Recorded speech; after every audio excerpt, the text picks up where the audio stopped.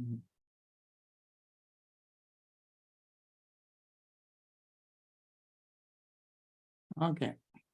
Good morning, everybody.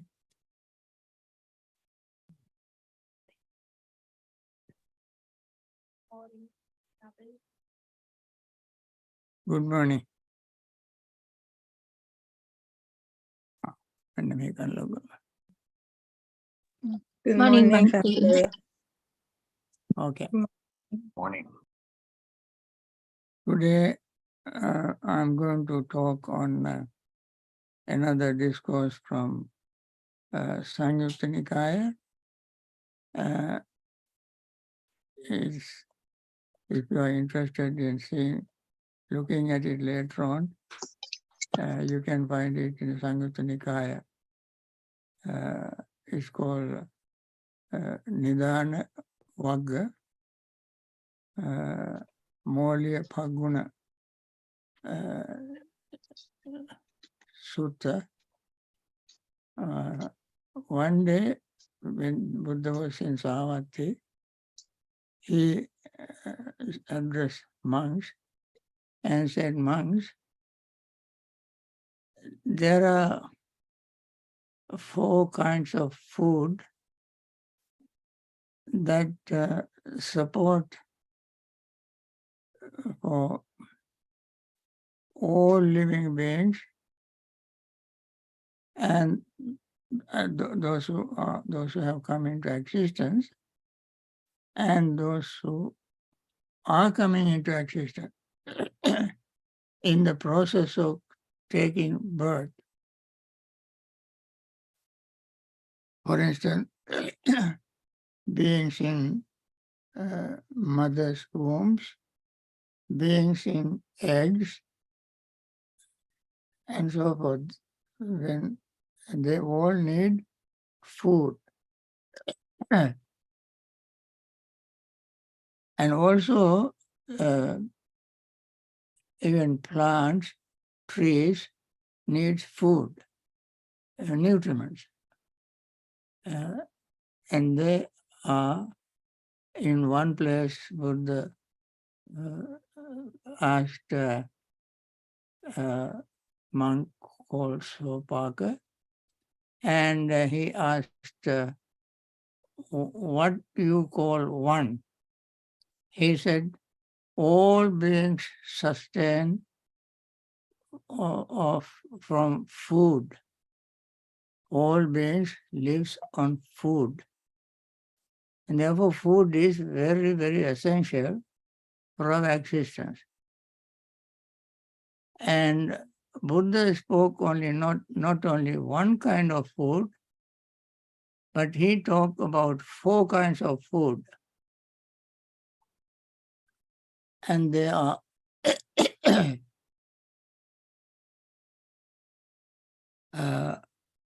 one is called Kabbalinkarahara. That is food that is edible food, soft or hard, or drinks. You see sometimes when babies are very tiny, they need drinks like milk and juice and so forth, and soft food. And when somebody is sick and cannot eat, they need soft liquid food. So all this kind of food, solid or liquid, hard or soft, are called food that nourishes the body and maintains the beings. And then second is called contact. In any tradition, they talk only of material food, soft or hard or liquid. And they don't talk about contact as food. The Buddha included even the contact as food. We will explain this later. So this is the second kind of food. The third is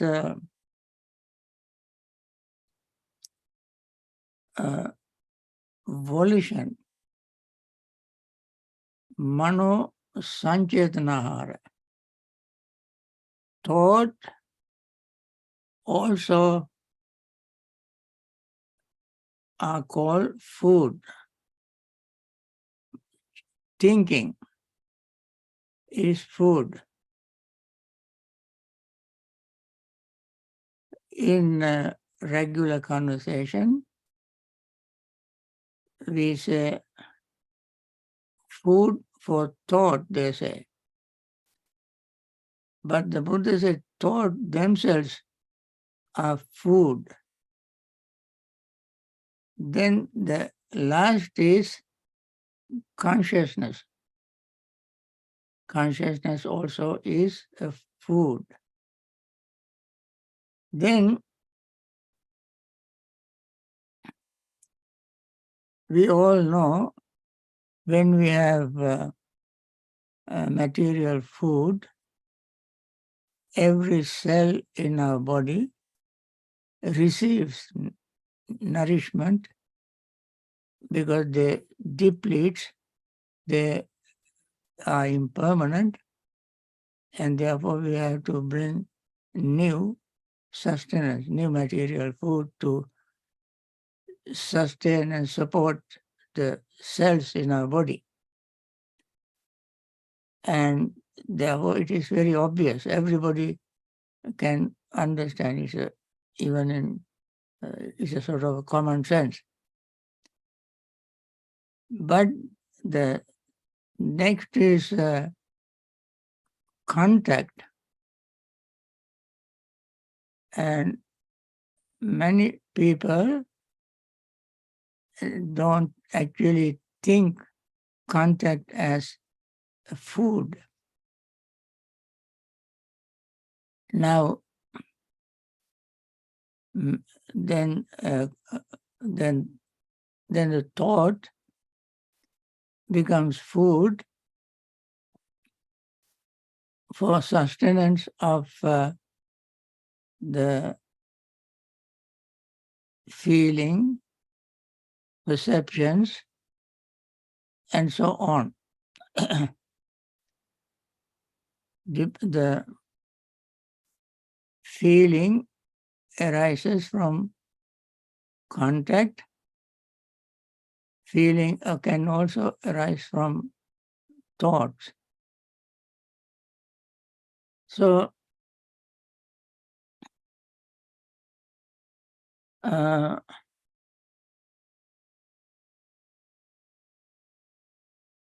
then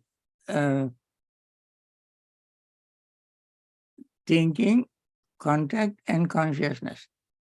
In the Buddha wanted to explain this in terms of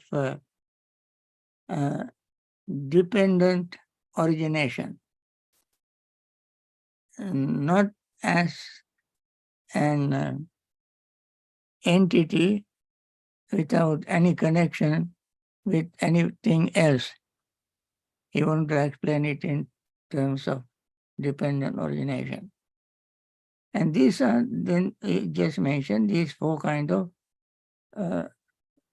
the food. Then there was a monk called Molya Phaguna.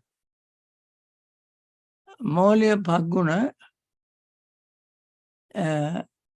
asked the Buddha, Venerable Sir, who consumes the nutriment of consciousness? Now, Bhaguna, just like any other ordinary person, can understand material food, it is so gross and subtle. He thought someone consumes material food. But Buddha did not mean that someone, a being, and living a person, meaning that there is a self or soul that exists permanently that can consumes material food. What is this?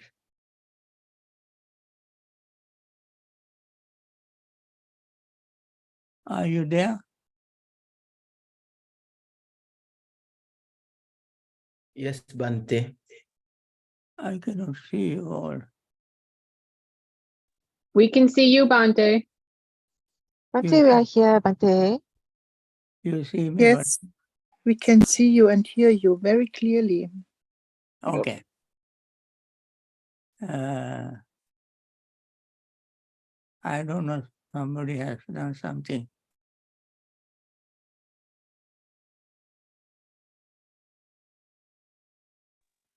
Slide it to the right. Uh, Slide it to the right. No? To the left? No? He's on the computer. Oh,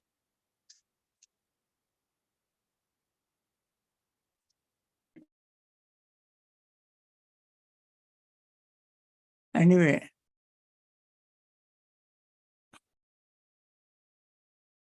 so long as you can hear me, okay? Yes, Bhante. We can see you, Bhante.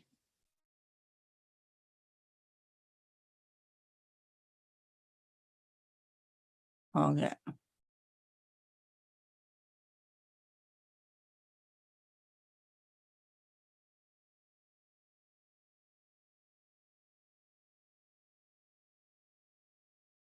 Okay.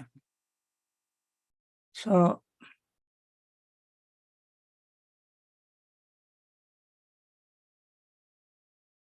all right. So, Mauliya Bhaguna, just like anybody else, assumed that there is a being, a person, because ordinarily when you see with your eyes, you can see a person eating material food. And also you can assume that there is contact. You may think that there is a person who is thinking. Therefore, he did not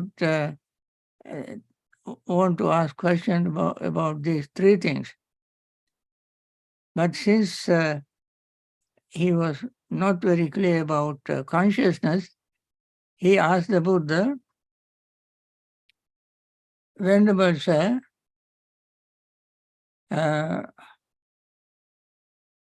who consumes the nutriment consciousness? Who consumes the nutriment consciousness? And the Buddha gave very short answer. He said, that is not a valid question. Buddha said, I do not say one consumes. If I should say one consumes, in that case, this would be a valid question. And you can ask Venerable Sir, who consumes? But Buddha said, I do not speak thus. I do not say that some person consumes food. Since I do not speak that way, if somebody asks me, if one should ask me, Venerable Sir, for what is the nutriment consciousness conditions? What is the nutriment consciousness? That means consciousness as a nutriment. What does it conditions? If somebody asks that question like that, that is a valid question. Buddha did not want to talk on a person who, but he wanted us to understand what. Who is one thing, what is another? Who is personification of person that involves soul or self, but what is not a personification of anything. And Buddha wanted to explain things in terms of phenomenon. The phenomenon exists. Whether the Buddhas come into existence or not, phenomenon exists. What kind of phenomenon? Phenomenon of dependent origination. That is a non-personal phenomenon where there is no person or soul or self. Then the Buddha said, answering his own question, he corrected Molya Paguna's question and said the nutriment consciousness is conditioned for the condition of future renewed existence.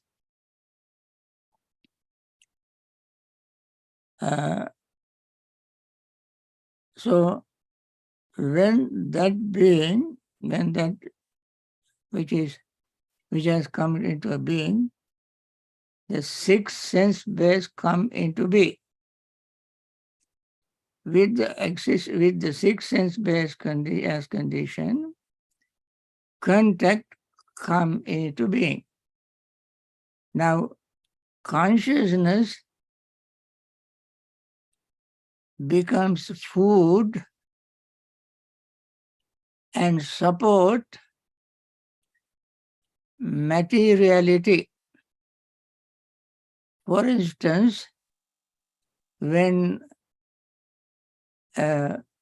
embryo, the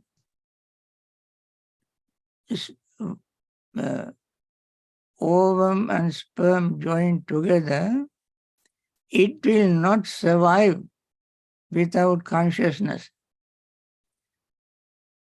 And consciousness is the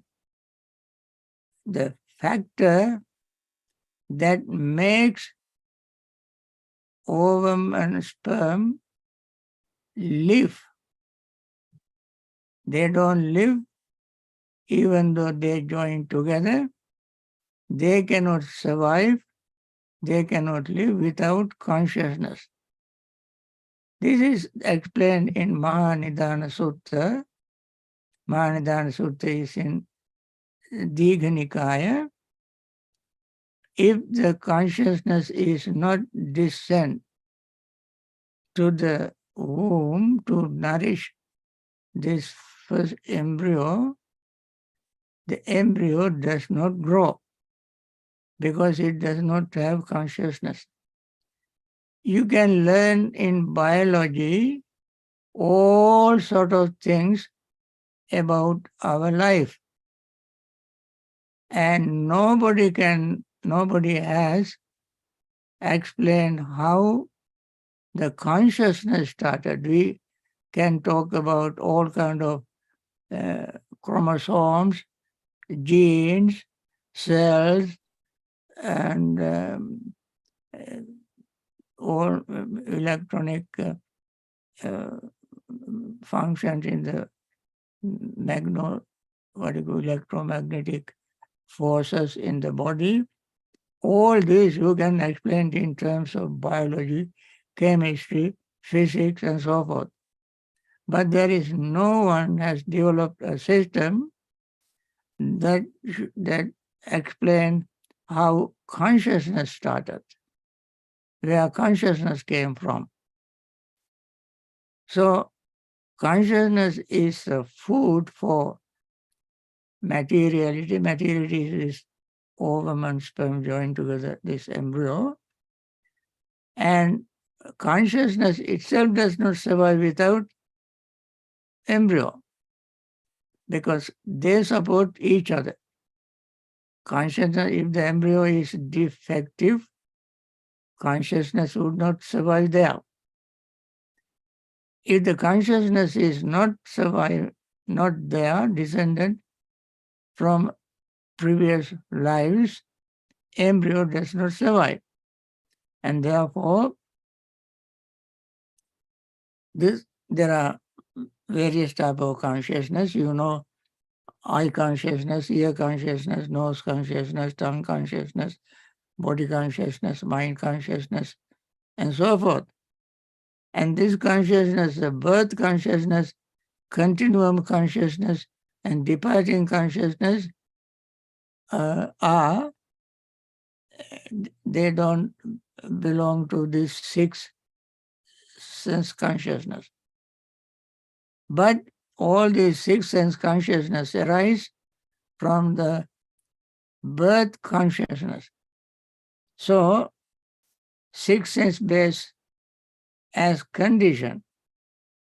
So, six sense base, we say, that which come into being, exist. When that which being comes into existence, that means the embryo, then the six sense base come to be. And then slowly, because of the genes, chromosomes, and so forth, according to the growth, as cells proliferate, increase by numbers after a certain period, eyes, ears, nose, tongue, and all these things grow. And then, after answering this question, Molya Paguna asked again, Venerable Sir, who makes contact? Again, Buddha said, that is not a valid question. I did not speak about who. If I did speak, then who contacts, then the question is valid. So Buddha corrected question. He corrected question and said, who makes contact? In that case, this would be, it would not be a valid question. So a question should be, Venerable Sir, with what as condition does contact come to be? With what as condition contact comes to be? Then the valid answer is with six sense bases as condition, contact comes to be. With contact as conditions, feeling coming to be. And then Molya Paguna asks, Venerable Sir, who feels? This is also very normal, ordinary people's way of thinking. That I feel pain, I feel pleasure, and so forth. We use the term I as a subject that feels a feeling, pleasant, unpleasant, neutral, and so forth. When Mauliya Bhagavanas Venerable said, who feels? Then again Buddha said, that is not the right question, correct question, valid question. If I talk about someone, a person feels, then the question is valid. But since I don't speak in that term, the question is not valid. Then, if somebody asks me, Venerable say, with what as condition does feeling come into being? That would be a valid question, right question. I can answer that. If the question itself is wrong, I don't want to try to answer wrong question. If the question is right, I answer that question. If the question is with what as condition the feeling comes into being, then I can ask with contact as condition, feeling come into being. Okay. Then Buddha said, with the contact as condition, feeling into come into being, and with the contact as a condition, feeling come into being, with the feeling as condition, craving comes into being. When the feeling as condition, craving into being. Now, this is also a very important thing to remember. When we feel, we don't have prior intention that when such and such a feeling arises, I arouse craving in me. That doesn't happen. When feeling arises, dependent on that feeling, pleasant, unpleasant, or neutral, craving arises as a natural phenomenon. It's a natural thing. Now, somebody can ask if there is a pleasant feeling, of course, underlying tendency is craving, and therefore craving can arise when pleasant feeling arises. When unpleasant feeling arises, how can craving arise? When unpleasant feeling arises, underlying tendency is rejection, resentment, to reject it, those anger can arise. But even when unpleasant feeling arises, craving arises. That is why Buddha made that sweeping statement. From the feeling, craving arises. He said, he did not say when the pleasant feeling arises, craving arises, and when the unpleasant feeling arises, craving does not arise. He did not say that. He said in one statement, one sweeping statement encompassing everything. He said when feeling arises, craving arises. That includes even when unpleasant feeling arises, craving arises, even neutral feeling arises, craving arises. So one can ask, how unpleasant feeling arises, how craving arises. Because when unpleasant feeling arises, there is a desire to get rid of unpleasant feeling. Instead of seeing unpleasant feeling as it is, instead of seeing the unpleasant feeling also is impermanent, one would try to reject it and wish for pleasant feeling. Because when unpleasant feeling is present,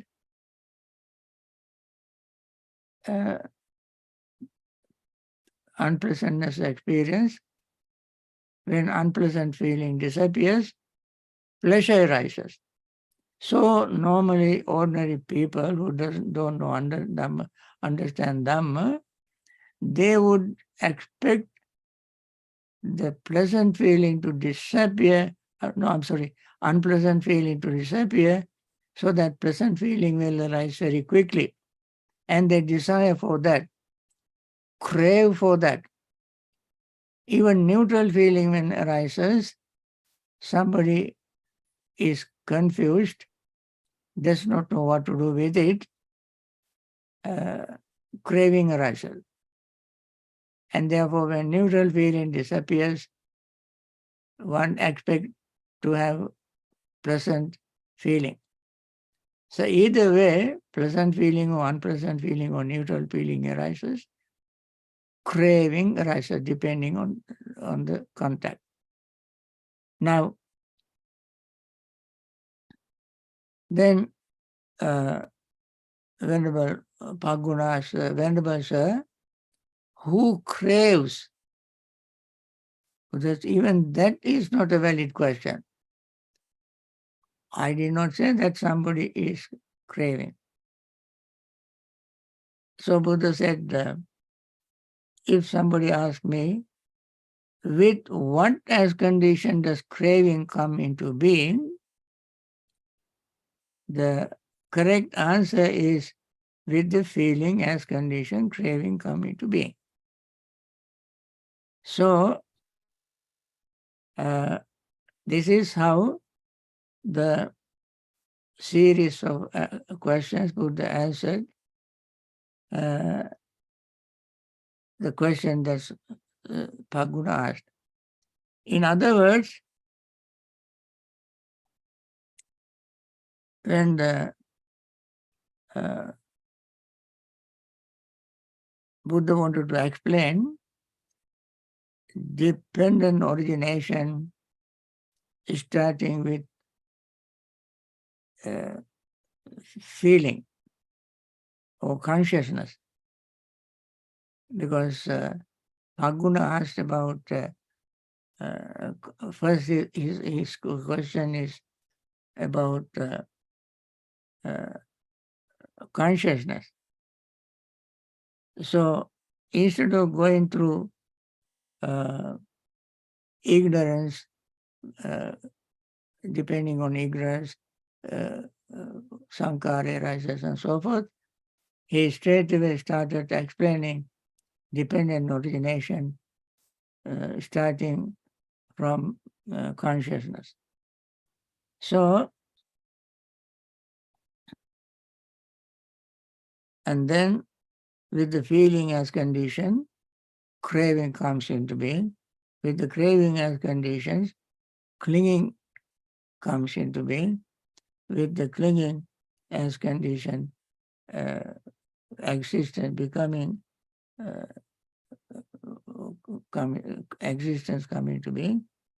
And then arises all the mass of suffering.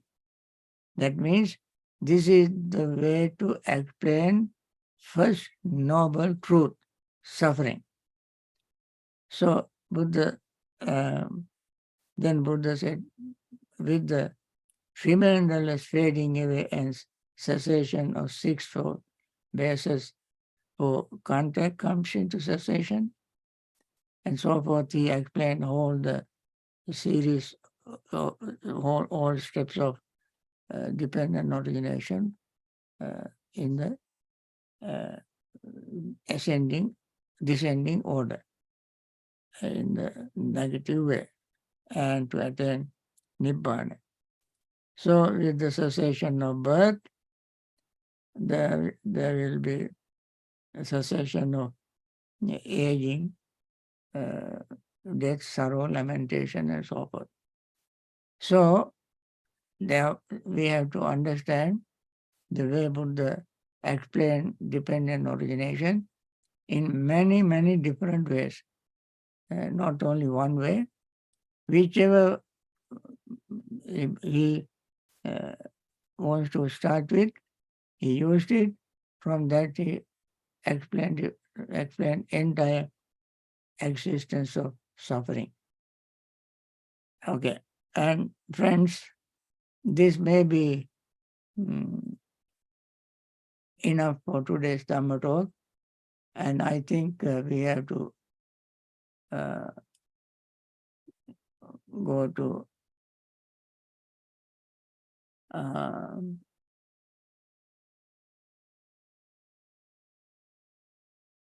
this time we want to, okay, we start with meditation. Since we have very short time, let us begin meditation now.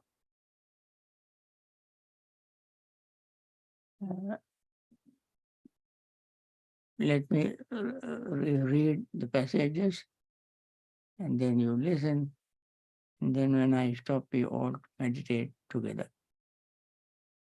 May all beings be happy and secure. May all beings have happy minds. Whatever living beings there may be, without exception, weak or strong, long, large, medium, short, subtle or gross, visible or invisible, living near or far, born or coming to birth, may all beings have happy minds. Let no one deceive another, nor despise anyone anywhere, neither from anger nor ill will should anyone wish harm to another. As a mother would risk her own life to protect her only child, even so towards all living beings, one should cultivate a boundless heart. One should cultivate for all the world a heart of boundless loving friendliness, above, below, and all around, unobstructed, without hatred or resentment. Whether standing, walking, sitting, lying down, or whenever awake, one should develop this mindfulness. This is called divinely dwelling here, not falling into erroneous views, but virtuous and endowed with vision, removing desire for sensual pleasures. One comes never again to birth in the womb. With this metta thought, friends, let us practice some meditation.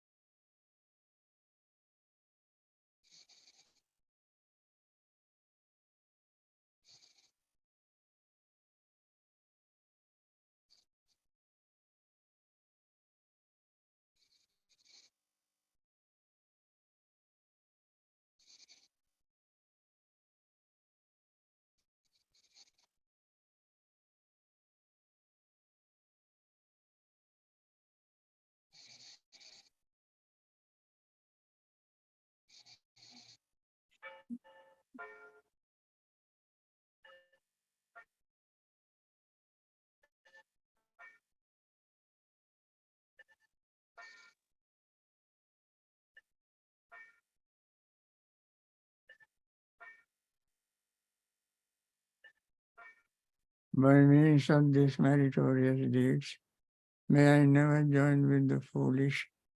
May I join always with the wise, until the time I attain Bhavana. May the suffering be free from suffering. May the fear-struck be free from fear. May the grieving be free from grief. So too may all beings be, from the highest realm of existence to the lowest.